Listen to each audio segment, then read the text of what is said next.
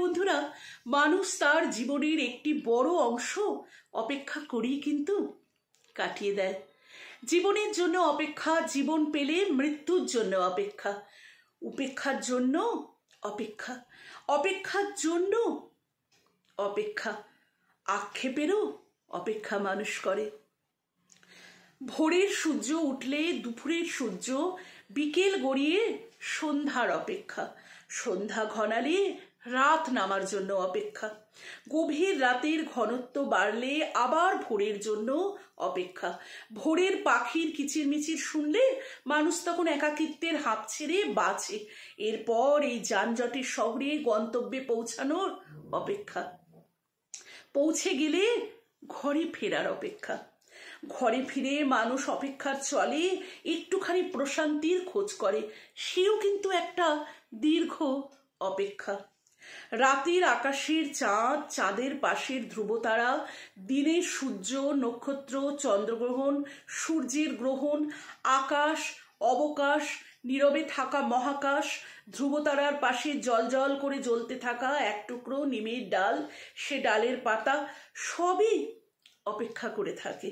প্রিয় মানুষের জন্য অপেক্ষা, অপ্রিয়তা থেকে নিজেকে লুকিয়ে রাখার অপেক্ষা, জীবনের সবটুকু আক্ষেপকে ভুলে থাকবার অপেক্ষা, ভুলে গেলে আবার স্মরণ করার অপেক্ষা, স্মৃতিকে ভুলে যাবার অপেক্ষা, স্মৃতিকে আবার আঁকড়ে ধরার অপেক্ষা, শত বছরের অপেক্ষা।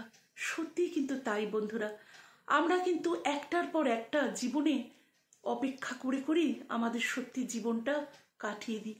কোনো কিছু খারাপ হলে আমরা তো সত্যি সুসময়ের জন্য অপেক্ষা করতে থাকি, আবার কিছু আমরা পেয়ে গেলে অন্য একটা জিনিসের জন্য আমাদের মনটা কিরকম যেন আনচান করে, মনে হয় ওই জিনিসটা কবে আমরা পাবো।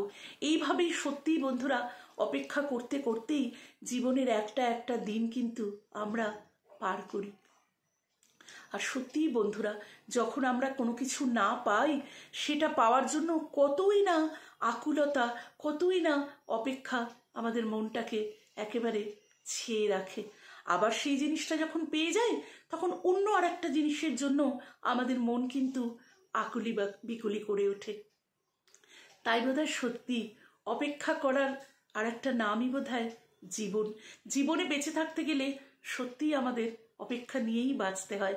এমনটা বোধহয় কোনো সময় যায় না যে আমাদের মনে কোনো কিছুর জন্য বা কোনো কিছু চাহিদা মেটানোর জন্য আমরা অপেক্ষা করি না। অপেক্ষা করে করেই কিন্তু জীবনের একটা একটা দিন আমরা পার করে দিই। তাই জন্য বোধহয় সত্যি বলা হয় অপেক্ষারই আর একটা নাম জীবন, বা জীবন মানেই অপেক্ষা। আমার ব্যক্তিগত উপলব্ধিও বন্ধুরা একটু তোমাদের সাথে শেয়ার করে নিলাম। তোমাদের এই মতামতটা আমার কেমন লাগলো, মানে আমার মতের সাথে তোমাদের মত যদি মিলে থাকে প্লিজ কমেন্ট করে জানিও। আর যে যেখানে আছো খুব ভালো থেকো।